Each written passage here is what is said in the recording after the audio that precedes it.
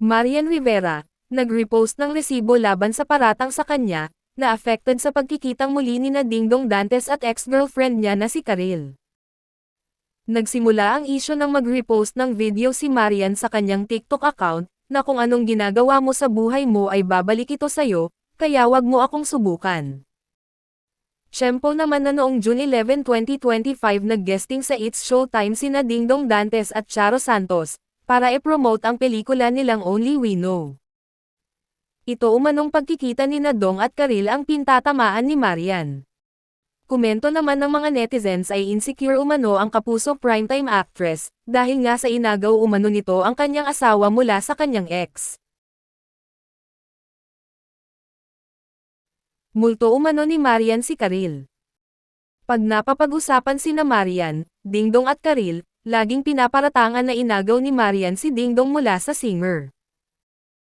Inungkat pa ng mga netizens ang dati nilang isyo na sumama ang loob ni Marian sa It's Showtime host dahil hindi umano sinagot ni Karil ang tanong ni Boy Abunda na nabuntis ba ng aktor si Marian.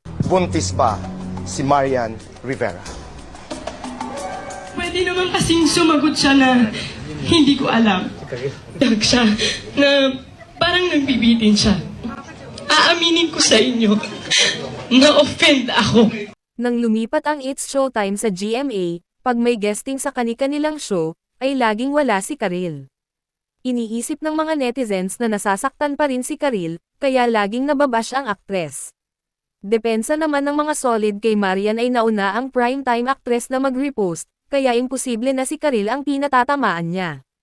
Sa TikTok post na ni-repost ni Marian, ay may caption na, FYI, na unang mag-post si Ate Marian before pa nag-guest si Kuya. At sa isa pang shared post ay may caption na, well, need pa bang mag-explain? O eto resibo, ha ha ha ha. Ang cryptic shared umano ni Marian ay in-upload niya noong June 10, 2025. Habang ang guesting naman ng Family Feud host sa It's Showtime ay June 11. Sa nagdaang Father's Day, may throwback na video greeting si Marian.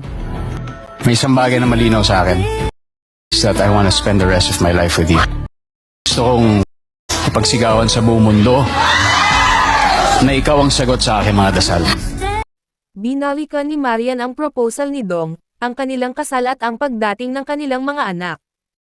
Ang video ay may caption na, Happy Father's Day mahal ko. From our sweetest beginnings to our beautiful family of 4. I know you're destined to be the best husband and father. Thank you for being you. May the Lord bless and protect you and our family. This wonderful journey is all for Him. We love you, Dada.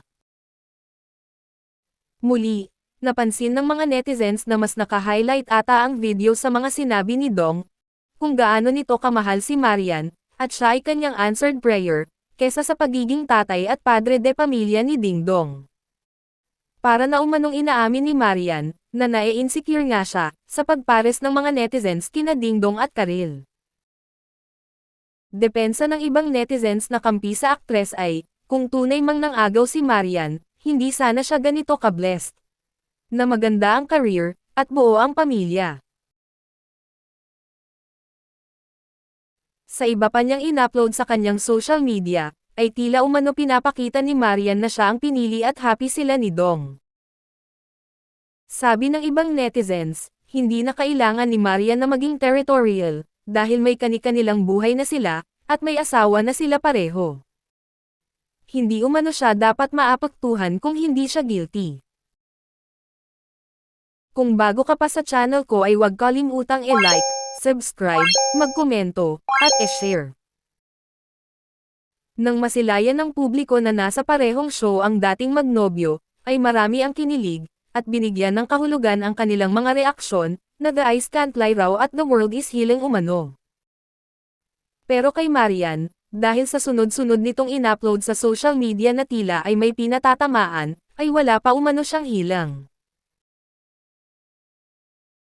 Ayon naman sa iba, ay pang-hype lang umano ang isyong ito para mapag-usapan ang pelikula ni Dingdong Dantes at Charo Santos na Only We Know. Ano sa tingin ninyo? Mga netizens lang ba ang naglagay ng mali siya? O may pinatatamaan talaga si Marian? Comment down below.